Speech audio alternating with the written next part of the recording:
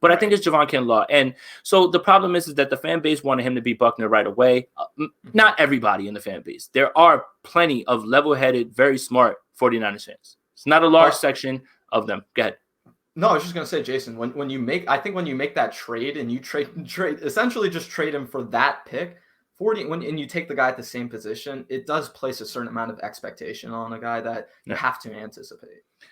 Like I was gonna say, there's not a large section of unreasonable 49er fans. It's not a large. For the most part, 49er fans are very smart. They're very in tune with what's going on. So it wasn't a large amount of people that were saying it, but you could see those things. And I think I saw some beat writers talking about, kind of that same thing. Okay, so the thing was you let Buckner go, you signed Armstead, you signed Jimmy Ward, and you got Kinlaw.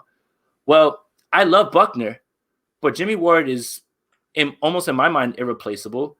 Yeah. Eric Armstead was played out of position this entire season, and if you want to point to his money as a reason why he should be playing better out of position, I don't know what to tell you. That doesn't really make sense.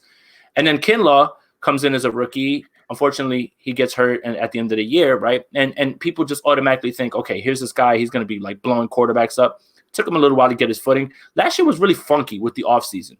For as much as we talk about the 3 guys that the 49ers have lost in OTAs, at this time they already had 5 people down.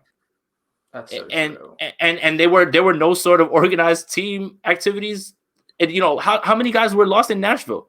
Deebo Samuel broke his foot in Nashville. Richie James broke his wrist in Nashville. So it's like, stop working out in Nashville, guys, for God's sake. I mean, it's like Bruce Arians said. What did he say? He's like, hey, come work out at the facility. If you get hurt, you're at least here, so you get paid. But anyway, so it's Javon Kinlaw for me. And why? Think about this. Bosa's back. Maybe D Ford is going to be there. Armstead's there. Javon Kinlaw is going to get to his fair share of one-on-ones. From all things that I've heard about his knee, he does have a knee issue, which is another thing that fans were put off about, oh my God, here we go again with another knee injury.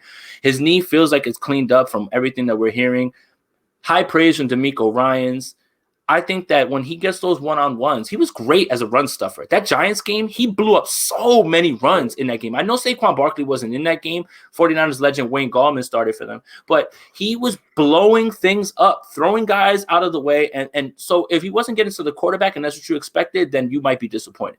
But you have to just, again, I'm not going to put a number to his stats or anything like that in his first year. I just want to see things that I could point out and I could see. And then you can see it with Kinlaw. So now when you talk about that sort of pressure, not being able to have 2 guys come chip him, you have to allocate more things to maybe D Ford, maybe Nick Bosa, maybe Ebukam, maybe Armstead. I think that Javon Kinlaw is in prime position to break out this year, and it would be a huge boost to this defense and put their defensive line depth in a better spot, I feel like, of 2019. Because if you look at it and all those guys play, you're forgetting Mo Hurst, Kerr, Gibbons is back. There's a lot of really good players on this line that are depth worthy, and I just think that Javon Kinlaw is the guy that takes the step this year, and he starts to show you why the team was so confident in taking him, or not confident that they targeted him at 12.